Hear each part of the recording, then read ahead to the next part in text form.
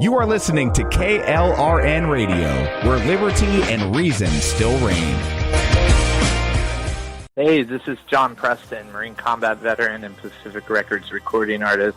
Just reaching out to have you check out our new album, Battle Cry, Songs of America's Heroes, an album featuring phenomenal other combat veteran artists like Scott Brown of the Scooter Brown Band, Ryan Weaver, Rowdy Johnson, just an incredible mix of people. This is all veterans telling our stories and our lives, and we're giving 100% of our proceeds to the Valkyrie Initiative to help veterans and first responders integrate back into society. I myself have battled with post-traumatic stress for many years and lost my own brother, a Marine Corps veteran, to suicide. I ask that you step with us and make this happen. We are in pre-order right now and release on March 17th. Go to iTunes, go to Amazon, buy. We plan on making the charts and making it at a very high level, and your support right now makes a difference. This is the release of my new song, Superman Falls, which is actually about the loss of my own brother, which happened last year, and I would love for everyone to check it out, to listen, and hopefully it'll make a difference in many lives. Here's George Foreman with InventHelp. Hi, I'm George Foreman. Do you have an idea for a new product or invention? People ask me all the time, George, how do I get my idea in front of companies? How do I get a patent? What do I do next? Do you have the same questions? I'll tell you like I'll tell them all. Call my friends at InventHelp. Call InventHelp today for free information. InventHelp has been helping inventors for more than 30 years and has sales offices nationwide. InventHelp can submit your invention to companies who are interested in receiving new ideas. If you have an idea and want to try to patent it and submit it to companies, you should call InventHelp today for free information. Listen, I can't guarantee a company will be interested in your idea, but I believe every inventor deserves the opportunity to step into the ring and take their best shot. Put InventHelp in your corner. Get your free inventor's information. Call 1-800-353-6490. That's 1-800-353-6490. Again, 1-800-353-6490. KLRN Radio has advertising rates available. We have rates to fit almost any budget. Contact us at advertising@klrnradio.com.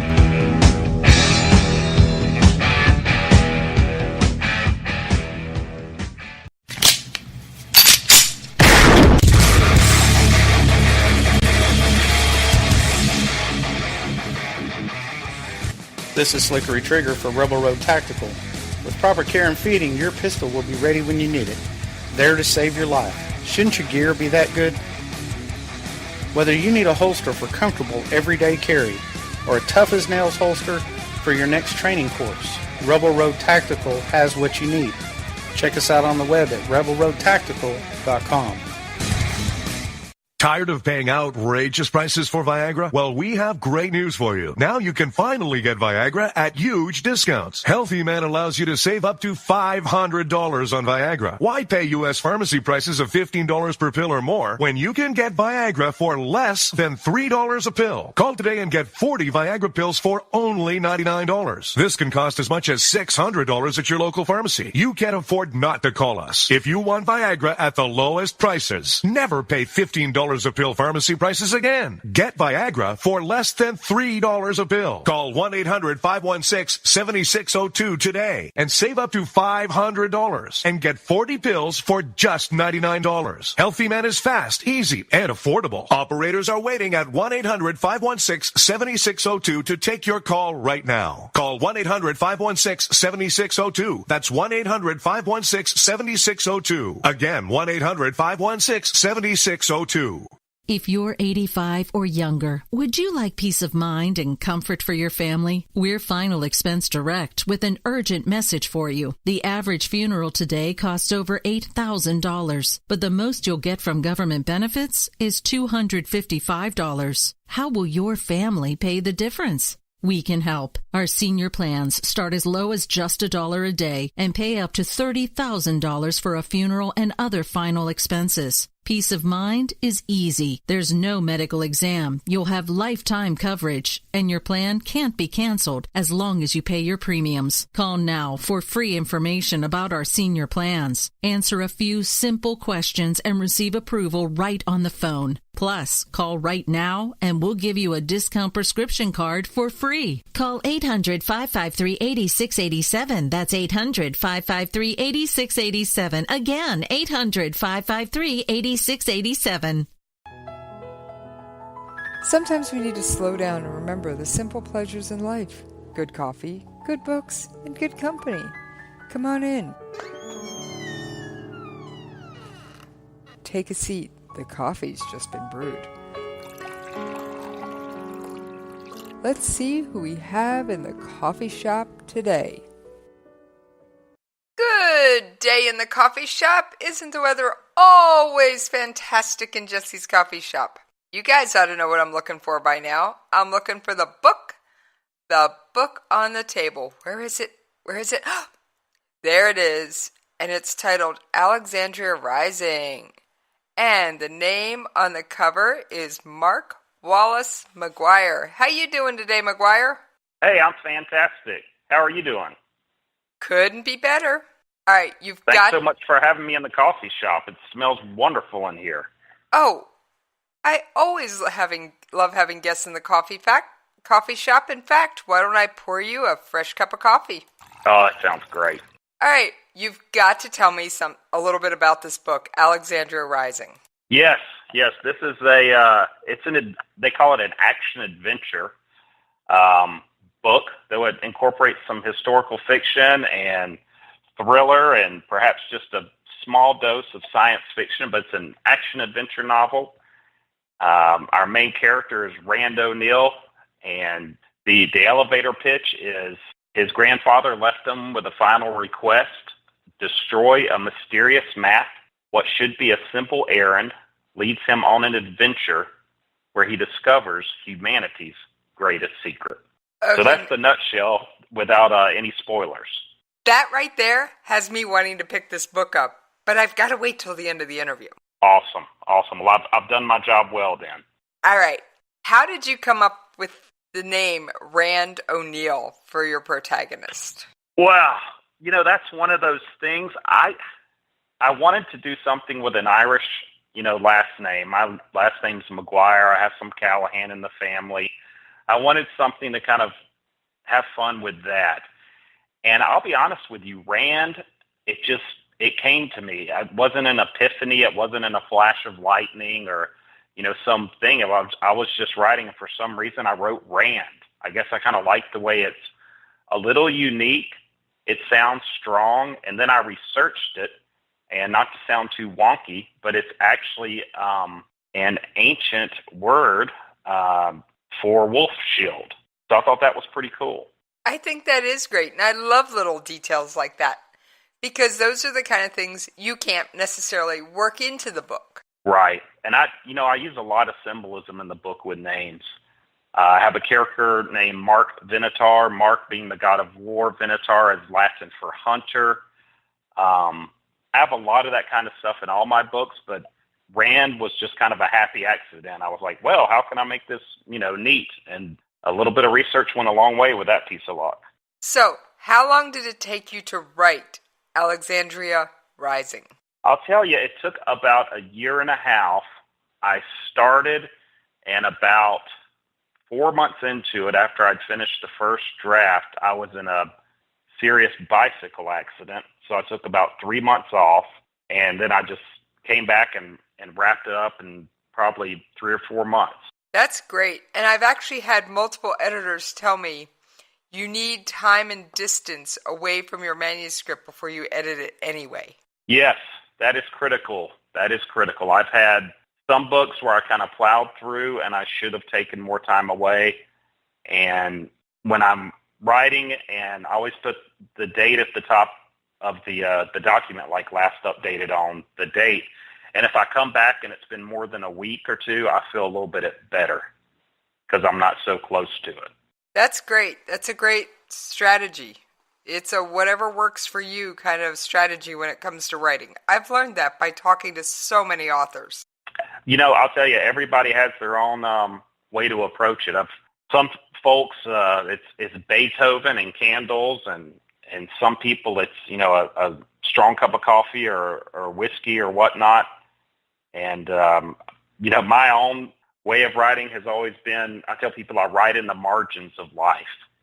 I have a full-time job and 2 boys, and I just write whenever I can. And one day I hope to have the luxury to sit around in a linen suit in a castle and write the great American novel. But right now I just try to squeeze it in when I can. Many authors have a day job, so you are not alone. I know very few that make their living through their books. I'll tell you, I tell people, they say, so, you've sold a lot of books. And I said, well, relatively, yes, I'm happy.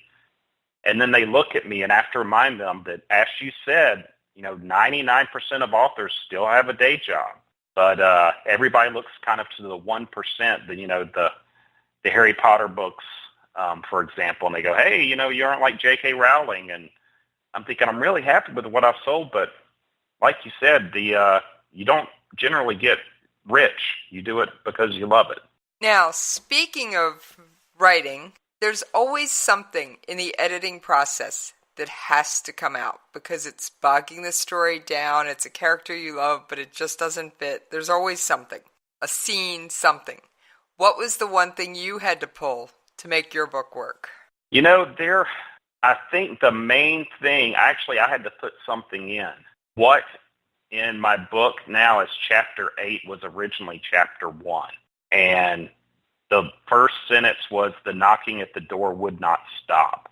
And I loved that way to open the book. I love the immediacy of it.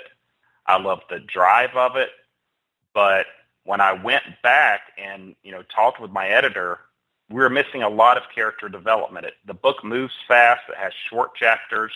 So what I had to do was go back and add, 7 chapters. And again, they're short chapters, but 7 chapters of character development. So you could kind of get to know the main character and see how he acted through dialogue and environment instead of just trying to cram it all at one time with the action.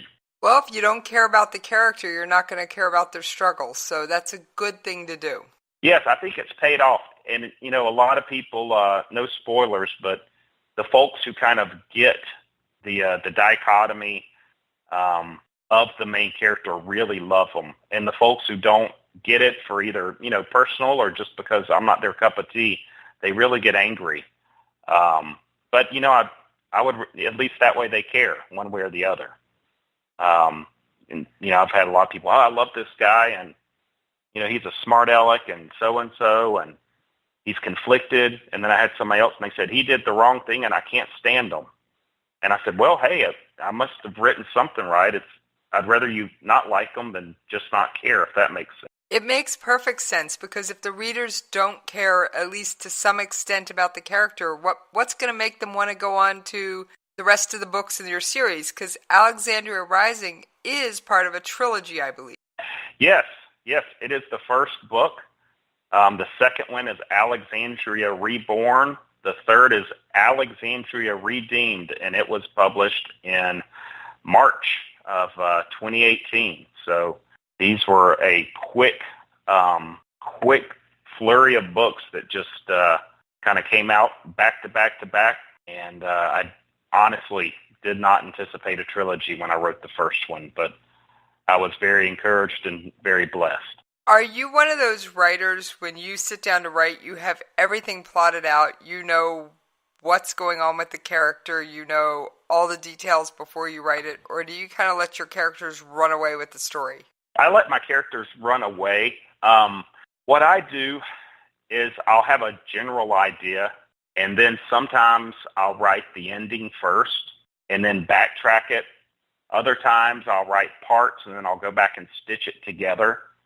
But I really think it's neat the way you can have a character, and this is a great question, by the way. And then the character will encounter a new situation or will have to adapt, or you'll bring out another part, and then by the end of the book, you're like, this was supposed to be a minor character, one-dimensional, and now he's, a semi-major character, and we've gotten to see different sides of his life. And, I mean, to me, that's the fun part. It's the same with plot. I'm working on a new book now, and I told my wife the other night, I said, I'm really excited. She said, why? I said, I'm near the end. And she said, well, why are you excited? I said, because I don't know how it's going to end. So this is the fun part. This is where you kind of let the characters drive the plot and drive the other characters per se. Well, I have to say, I'm assuming you have your major plot points. You know that thing 1 has to happen, thing 2 has to happen, thing 3 has to happen, but you have no idea how they're going to happen. Does that about describe your process? Yes.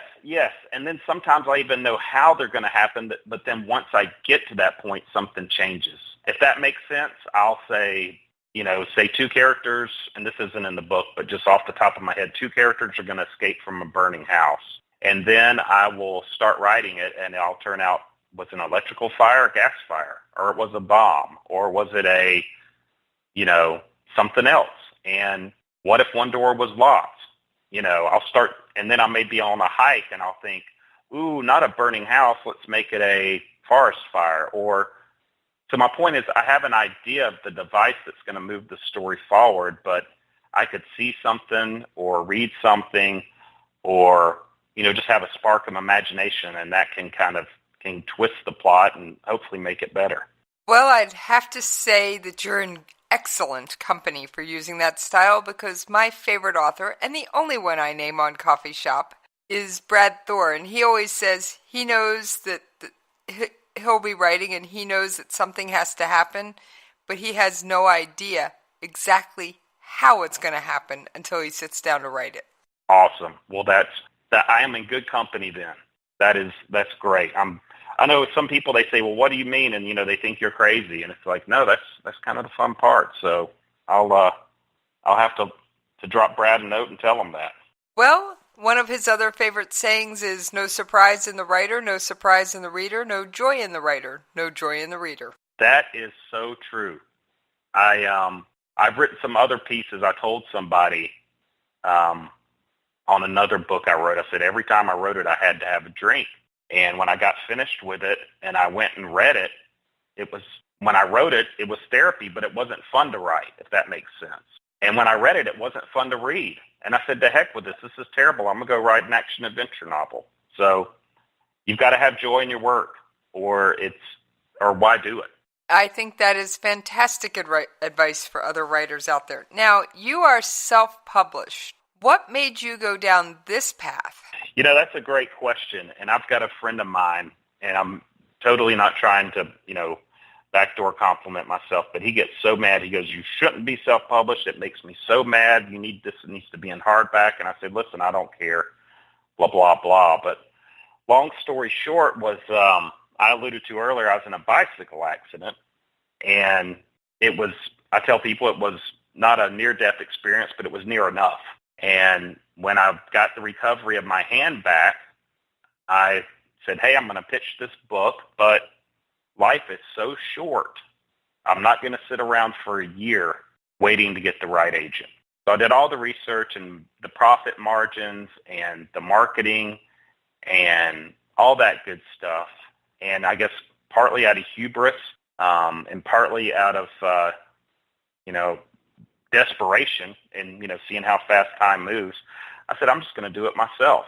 So I set up a quasi press, and I went through the Amazon platform, CreateSpace, but did all the marketing and all the design and all that myself. And, it's turned out quite well. And talk about eating your own words. I said, I'll never be self-published. I want an agent. I want the prestige. But, when it came down to it, I saw what some of the other folks did for their writers and what they didn't do, and I thought I could do it better. So I'm kind of sticking to that formula. Well, that's great. Now, I've got to ask about the cover. How did you did you design your cover yourself, or did you hire someone else to do it? How did you get the book cover? Yes, I designed it myself. I was very blessed. I have worked in media for 20 years and have designed tons of magazine covers and newspaper, front pages. So I had a lot of background in graphic design, and that was very, very helpful. And then for, the cover it's a strange symbol, and I had dabbled in philology, and I hadn't created my own language by any means. I'm not that smart as, Tolkien or Le Guin or any of those, but I had come up with a few runes and a few symbols, and I put it on the front of the book, and I have similar symbols on the other books. And if you go onto my website at alexandriarising.com, you can see some of the translations.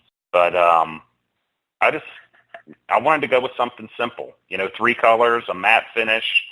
And again, some of it, I think, was that, wow, life is short, have fun type of mentality. And I thought, I don't want to try to do some crazy cover or hire a bunch of people and have crazy illustrations. And I just want it to be simple and mysterious.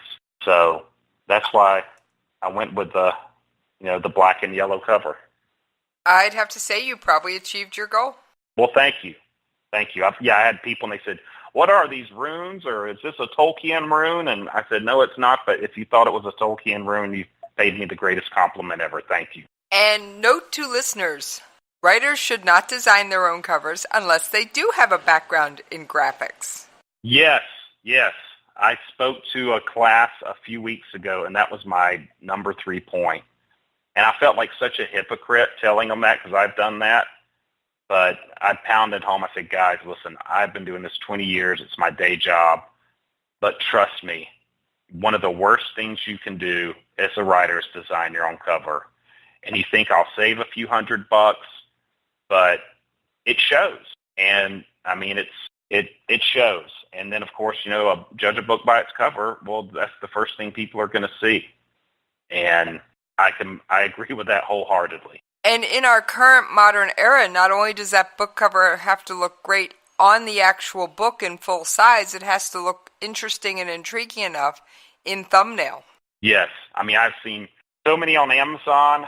I joke that, and I mean this respectfully, because I know if you're a writer, you've already accomplished something. But I see so many covers, and it's like the same stock photo of a man's chest with a 6-pack, and then something on top of it, and like a transparency of a woman or a house, and I know it's the romance genre, but the thing is, you see that over and over and over again. Number one, you get used to it, so it doesn't stand out in a crowd, and then number two, it's like, how many half-naked men can you really look at? After a while, everything just looks the same.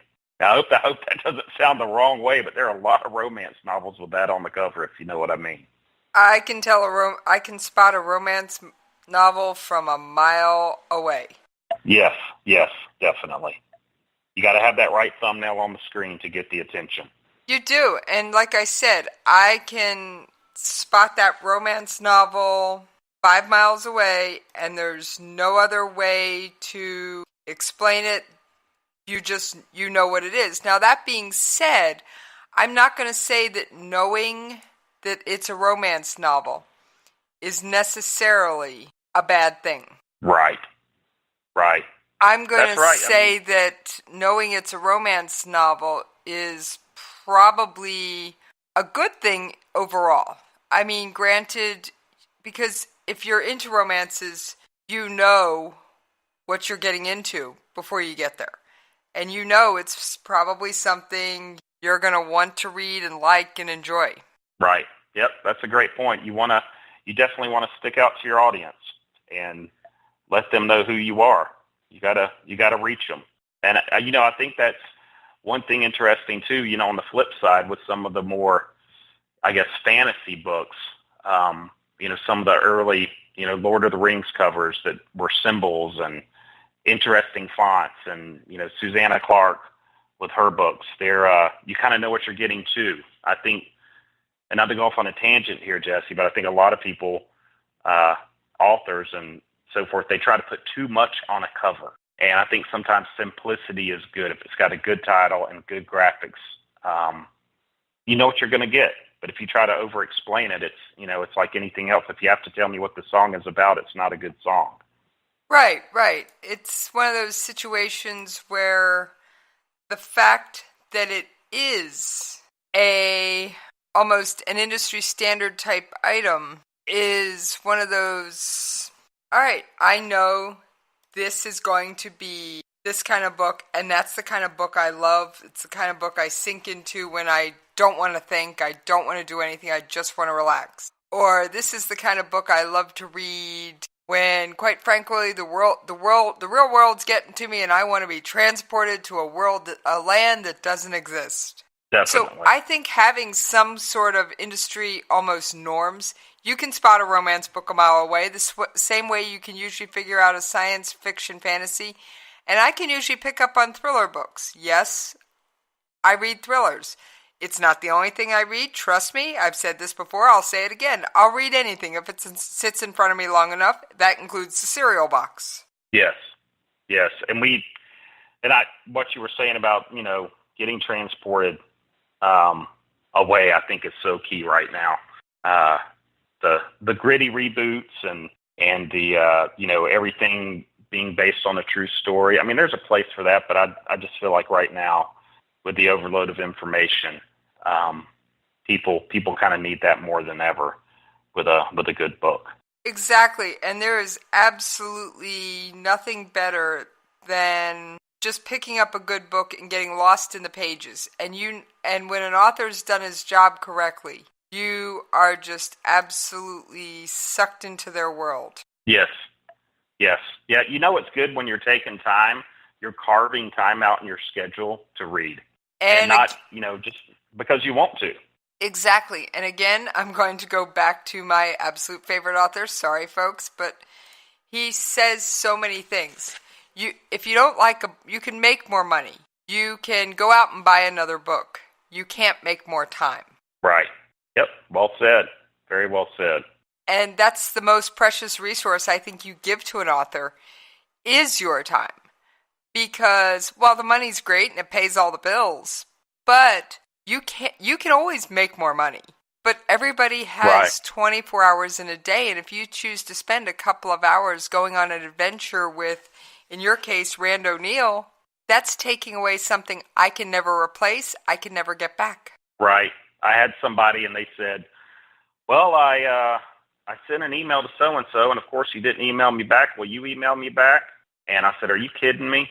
I said, all the time I have spent writing this and with these characters, I am so honored that you would take time to read my book and then email me and ask a question or whatnot. I had that at a breakfast I spoke at. And, I mean, the guy made my day, and he looked at me like, are you serious? And I was like, I am more than serious. I will take you out for coffee to talk about what's in my little crazy world. So I agree with you. It's a great compliment. And I am the folks who have read my books and who've, corresponded on, email or Facebook or just, in the grocery store in an event. When I tell them I'm honored and I'm grateful, it's not lip service. It means a lot. So you let the cat out of the bag. You're working on another book. Is that going to be a continuation of the Alexandria Rising Chronicles, or is that going to be a whole new adventure and a whole new character? Wow, great question. This is a whole new adventure. The Alexandria Rising Chronicles are done as of now.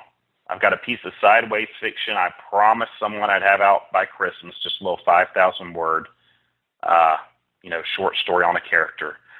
But for right now, I'm going to let them marinate.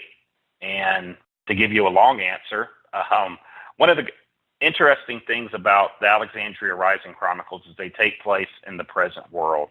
And so a lot of what I had to do was research, because I believe if you're asking a reader to suspend their disbelief, then you need to have some things that are grounded in reality. So I would research how far can a Learjet go on one tank of fuel against the jet stream, or things of that nature. And that stuff was great, but by the end of it, I was kind of tired of, doing all this research. So my point is, with the new book, it takes place either 5,000 years ago or 5,000 years from now. It's new characters. It's written in first person. Alexandria Rising was third person. It's kind of a young adult fantasy novella, and it's a lot of fun. I mean, you have to have the same consistencies with plot and character and dialogue, but I'm enjoying not having to, to call my uncle who, is an arms enthusiast and say, give me another type of weapon my character can use. I'm tired of an M16, and he'll, talk to him for half an hour, which is fun, and I'm grateful. But with this, I can just say a broadsword from the land of so-and-so. So it's really refreshing. It's freeing, and I hope to have it out by October. Well, that sounds like a fun adventure. And by the way, I love repeat guests in the coffee shop. Oh, very good. And I'm sorry for the long answer there, but it's kind of my MO to tell everybody, because I think some people are going to read this and they're going to say, where are the guns, and where's the spies, and where are the secret, passageways? And I'm like, hey, I had my fill of that. It's time for archers and sword fights for a while. I do have a question about the Alexandria Rising Chronicles. Yes. What was the one fact that was the hardest for you to track down, that one bit of information you chased? Oh, my goodness. Oh, you're good. Oh, let me see here. Wow. I would say, goodness gracious, I would say probably structural engineering. And I know that sounds boring, but in the second book, there's a scene where they're dealing with structural engineering, and I don't get wonky with it. I don't want these books to be boring, but I had to study sediment settlement in the western United States, structural engineering, as it involves a building, and 8 different types of explosives. So that was, again, without getting too much in the weeds to it, and that was basically for a paragraph. But I wanted to make sure that when I said this type of explosive was used that caused this type of fissure, it would have this type of effect on a building. Does that make sense? Makes perfect sense, because while you are asking readers to suspend disbelief, you don't want someone who actually knows what they're talking about to pick up your book and go, well, they didn't do their research. Right, yeah, I didn't want to say they set a bomb off in the mountains and it messed up the building. I didn't want to be too nerdy about it, but I wanted to know, what kind of explosive it was, and would this really work? And I wanted more than mess up the building. Would it cause superficial cracks, or would it actually damage the structure? And, and again, even if that's just 3 sentences, again, like you said, it helps make it believable. I have spoken to many authors on many books and many topics, and I will offer you 2 compliments here. One, the difference between a good book and a lousy one is the fact that you used an editor. The other difference is the fact you got your facts right. You did your homework. And I have seen too many times, and this will cause me to put down a book faster than anything, where they are discussing a modern handgun, such as a Glock, and they'll say that the character put another clip in their Glock. And I'm going, no, it's a magazine. Clips over hair, paper, and ties. Yep, that is so funny. My uncle, who I mentioned, my Uncle Bruce, he hammered that into my head when I was writing these books. He said, it's called a magazine. I said, yeah, whatever. And he said, no, seriously, it is called a magazine. If you do not have that, the people who read, Vince Flynn and Robert Ludlum and these Ian Fleming, these authors you've been compared to, they aren't going to like it. So that is, I am dead serious. He told me that same exact quote about the clips. And of course I used it, because I told him, I said, hey, I don't know much about guns. I'm not anti-gun or anything. I don't know, but you do. So, you got to go to the experts. Well, that is one thing, like I said, that to me makes a difference between an okay book and a great book. So it sounds like you have a great book on your hands, and I'm already going, I want to read this, but I got to wait till the end of the interview. All right. Awesome. It has reached the time where I need to pour you yet another fresh cup of coffee. Oh, good. And we will pay those radio station bills, and I will see all of you on the other side. Most writers and radio show hosts know that to connect with your fans, you need to do more than just write books or record the latest podcasts. There are many different elements that go into forming an online platform, but there are also many hidden traps. To make matters worse, solid advice on how to survive the muddy waters is scarce. In the book Hidden Traps, I talk about some of the important issues of working with an online platform, highlighting traps that could put your physical or internet security at risk, or be harmful to your reputation. Are your social media posts just links with a few disjointed words, making you look like someone who can't complete a sentence? Did your new website cost you more than you anticipated? Are you leaking your personal contact details across the web without even knowing it? Then you need Hidden Traps. Hidden Traps is now available in paperback and ebook from a variety of retailers, including Amazon, Barnes & Noble, and Kobo. Visit blackwolfpublications.com for more details.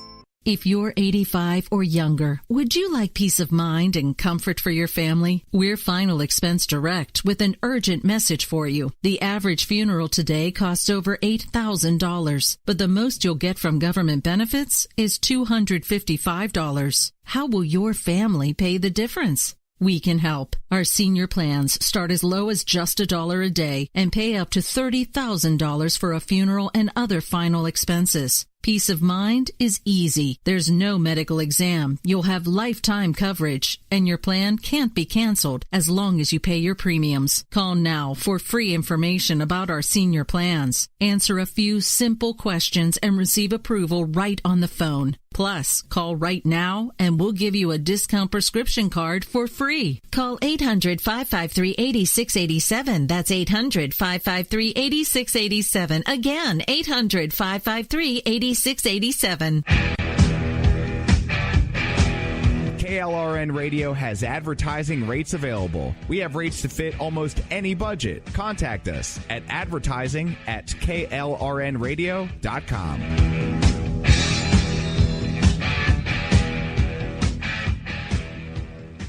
Everyone loves liberty. Our rights come from God, not the government. So why are you letting other people tell you what's best for your healthcare? Exercise your freedom with Liberty Health Share. Liberty Health Share is a community of people who voluntarily share one another's medical costs. Liberty Health Share is founded on the idea that most people truly want to help one another. Healthcare sharing allows members to do just that as a true community that supports one another in times of need. Liberty believes people should make decisions for themselves and their families. Members are able to take back the freedom to make their own decisions about their healthcare. Freedom from guilt or doubt about how your money is used. You have the freedom to direct your healthcare, not to be dictated to by bureaucrats. Stop letting others tell you what to do and join a community of like-minded people. Exercise your freedom. Join Liberty Health Share and take back the control of your healthcare while helping those around you. Call Liberty at 855-58-LIBERTY. Again, that's 855-58-LIBERTY for more information, or you can check them out at libertyhealthshare.org. Again, that's libertyhealthshare.org.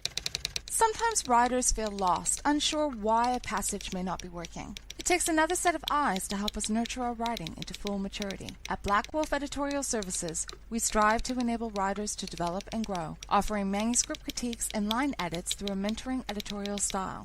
We also offer assistance on generating a writer's bio for your websites. Black Wolf Editorial Services, nurturing your writing into maturity. For a full list of services, visit blackwolfeditorial.com. Well, thank you all for hanging in there with me while we paid those radio station bills. And I'm going to pour myself a fresh cup of coffee.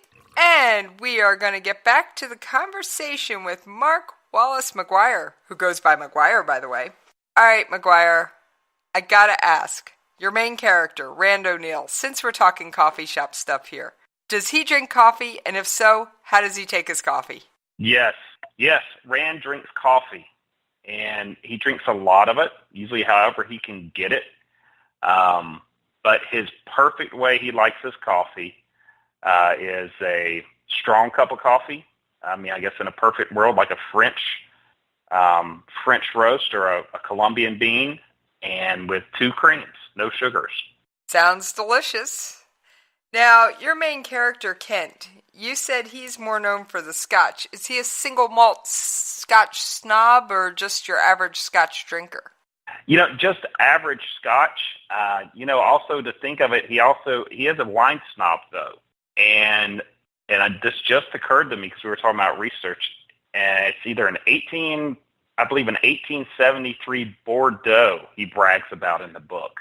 And so he's a bit of a wine snob as well, but usually, Scotch neat is his preferred drink, which, a little bit of a cliche, but some cliches work. Sometimes they're classics and you like to play with them. That's right. Right. Now, does Kent drink coffee too? He's only at breakfast once, and one thing interesting is we never see him eat. And he does the thing where he will entertain Rand, or he'll be with other guests eating, but we never actually see him eat. And so at breakfast, I believe there's a scene where he has, a sip of coffee, a sip of tea, but otherwise it's just kind of the vices with him, the scotch in the afternoon or the wine snobbery. And I really should have done more research on that. That was a great question. You never know what I'm going to pull out. I'm telling you, you've kept me on my toes all day. Oh, that means it's been a fun interview, and it'll hopefully keep the listeners' attention. So, definitely. What's your favorite coffee shop treat? I enjoy a strong French roast with a little bit of cream. I used to work in a coffee shop for about 6 months a long time ago, and I tried literally just about every drink you could make. I think the craziest one was like 4 espressos with peanut butter mocha chino. And after all that, I just kind of come back to the basics. Just give me a good, strong cup of coffee, maybe 2, and I'm happy. Well, I think this is the first time I've ever said this on air, but I like my coffee with 2 creams, 3 sugars. So you like your sugar with coffee, as they'd say? That 3 sugars is in a 36-ounce cup. Oh, I gotcha.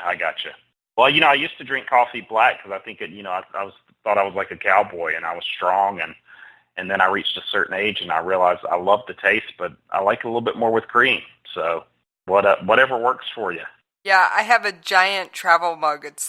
Holds 36 ounces of coffee, so I don't view 3 sugars in that as too much. Now, if we're talking a standard 12-ounce, I put 1. Right.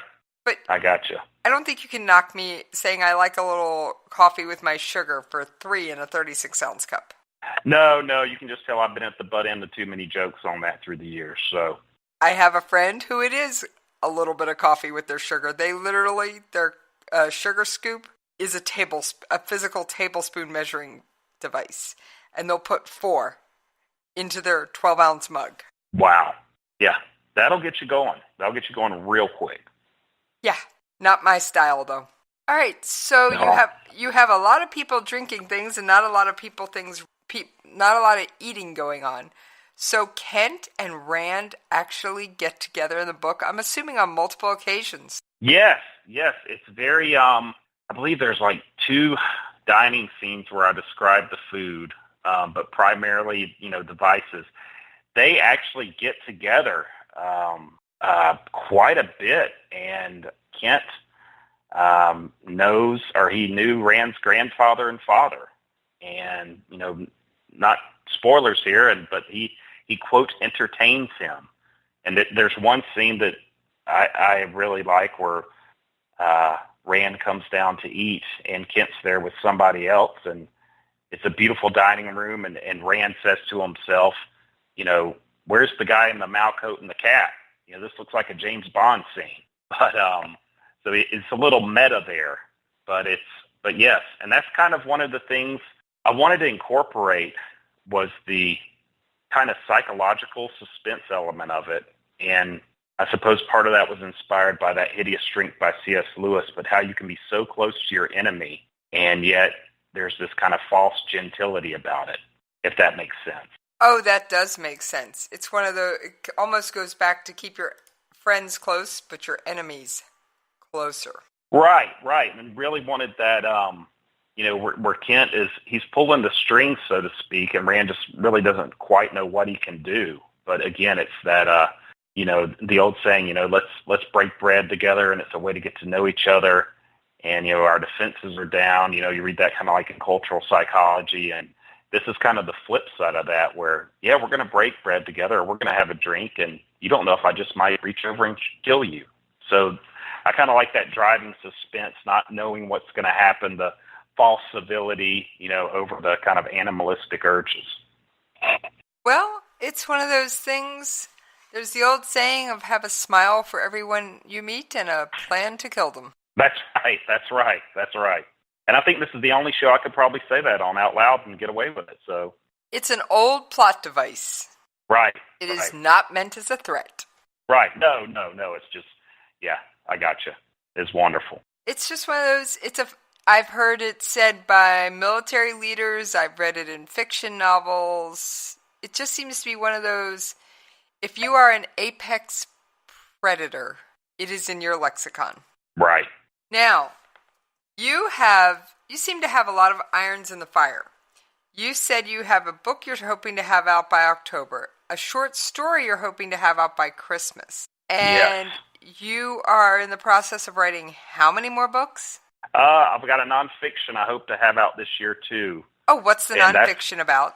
It's a whole completely different genre, but my youngest son has special needs. And I've written a blog the last few years, quasi-anonymously, called the Special Needs Dad Chronicles. And I'm compiling those together and putting them out as a book. Basically, when I became a father of a special needs child, I couldn't find any book to help me or to relate to or anything. And there's still not a lot out there. There's one or two. But this is more, I don't know if I want to use the word ministry because I don't claim to have any insight or holiness, but just something more that, if you're a special needs father and, you've just found out your son is, has autism or missing a chromosome and you're looking for honesty, or help or authenticity primarily, this will be there for people to read and hopefully give them a little lift on the journey.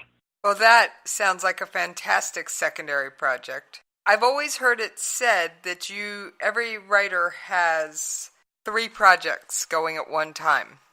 You have your passion project, your market project, and the book that's out you're currently promoting. Right. Yes, you nailed it. Yes. And, and the whole thing is, too, I told a friend of mine, I said, and then I've got the 10 books I want to write, and I don't know if they'll ever come to fruition. I said, I want to write a comedy. I want to write an experimental fiction. Now, if I actually ever get started on that, I may hate it. But, it's the idea of, just having fun with it.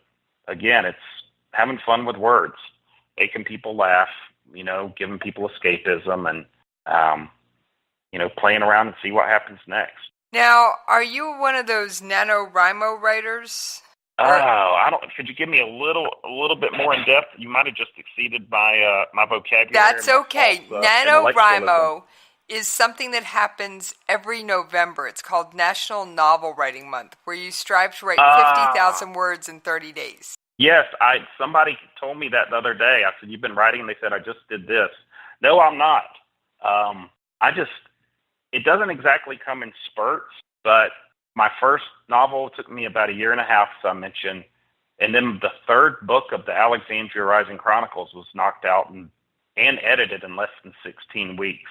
So I don't want to say go with the flow because that sounds too passive, but if the fire's hitting, I'm running with it. But I don't have the luxury or the capability to kind of set out that goal in that time. And I found out I don't write good if I put a deadline upon myself like that. Does that make sense?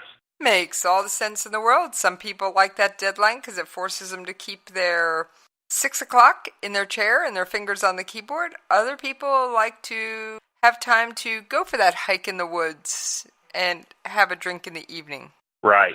I mean, if I'm on fire, I can, knock it out of the park. But, some people say you have to write every day.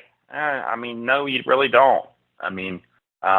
I'm a little different because I worked as a journalist for so long, but if it's not happening, I don't believe you have to force it. And I know there's a ton of college professors who would think that's blasphemous, but at the same time, I'd rather spend 5 minutes writing something good than 3 hours just writing something you're going to hate.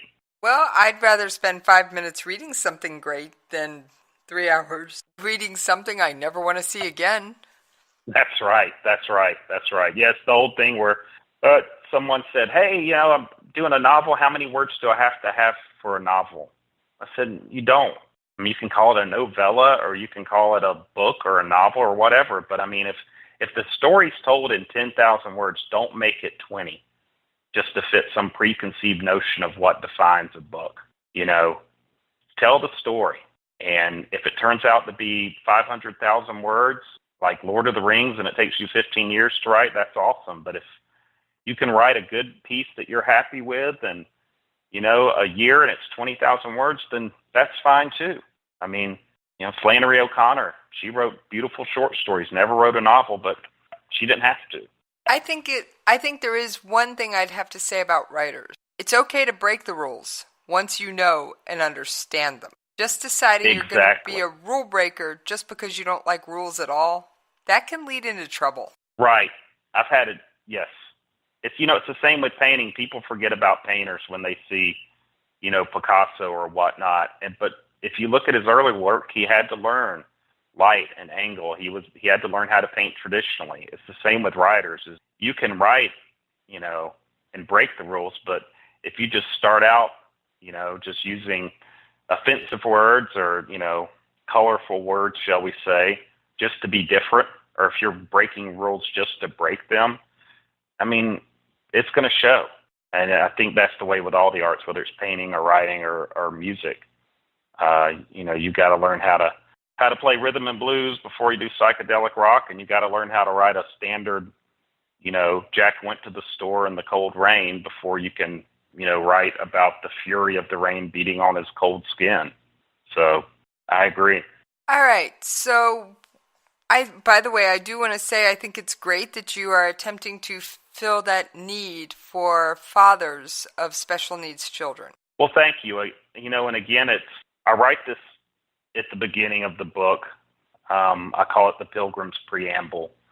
And I say, I don't have a monopoly on truth. I don't have all the answers, but this is something I wish would have been there for me.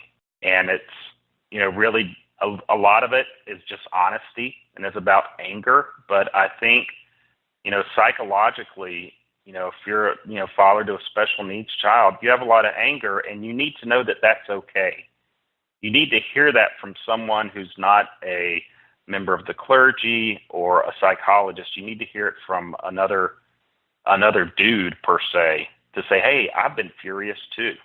I've been mad, because I've had a lot of special needs fathers reach out to me, through the blog through the years, and they'll say, I am so glad to read this. I had a night where I just sat in the corner and cried alone, but I couldn't tell anybody because I felt I wasn't masculine or I was overwhelmed. And I think, when people, sometimes the best comfort is not someone saying, here's how to cure why you're hurting, but it's somebody saying, it's okay that you're hurting. I hurt too. So, I hope, again, if only 100 fathers and their families buy it, but it helps get them through the night, then I'm happy.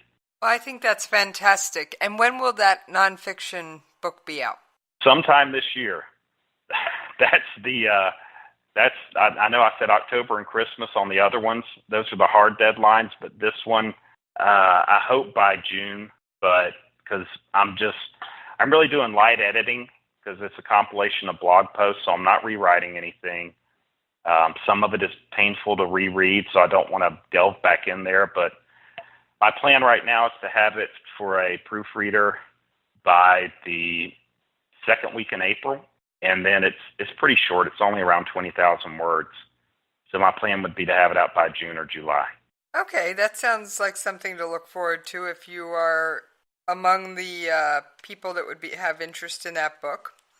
All right, so we've got October for your next fiction. Do we have a title for that one? Yes, we do. Unless someone comes along and whacks me over the head with a better one, it's called In Pursuit of the Pale Prince. In Pursuit of the Pale Prince. That one sounds intriguing. Definitely does. Yes, I hope so. It was one of those that came to me, and the more I thought about it, the more I liked it. And I like the verbiage, in the title.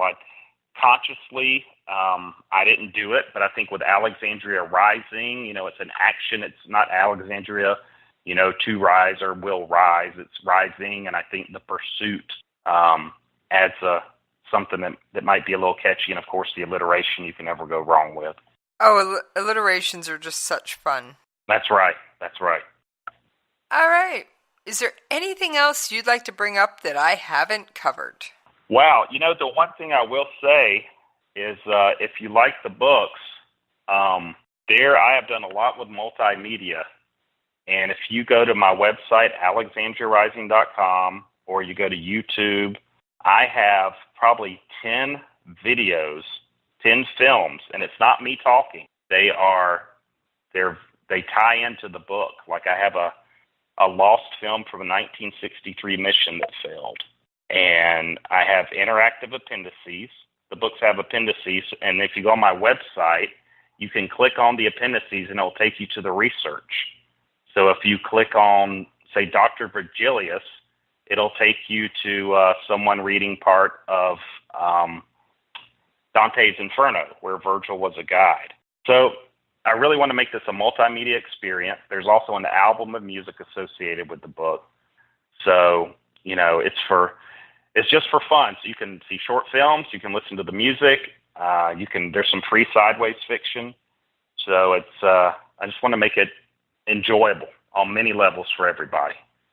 Sounds like quite the blast. Now, I do have to ask, do you have any plans of putting this out in an audiobook? I have been vacillating on that, and I'm still vacillating on it. I love audiobooks just because I used to commute about 2.5 hours a day, and I am still vacillating on it. I don't know. I would like to. It's just kind of, I'll make a decision one day. That's a terrible answer. That's a very non-committal answer, but that's the best I can do right now. That's okay. Now, the last thing I do with every guest, and trust me, I'm eyeing that copy of Alexandria Rising on the table, is please give everyone your social media contact information. Yes, thank you. You can follow me on Facebook at Mark Wallace Maguire author page. I have a dedicated author page, and it's a great page. It's not just, obviously I'm going to put what I'm doing now up on it, but all the content is not just pictures of me. I have clues and excerpts and all kinds of neat stuff like that. At Twitter, not as much as I should be, but it's at Wallace Maguire, and Instagram is Alexandria Rising 73. And again, those all have a lot of keys and clues and giveaways. And again, I try to make it fun and interactive and not just self-centered.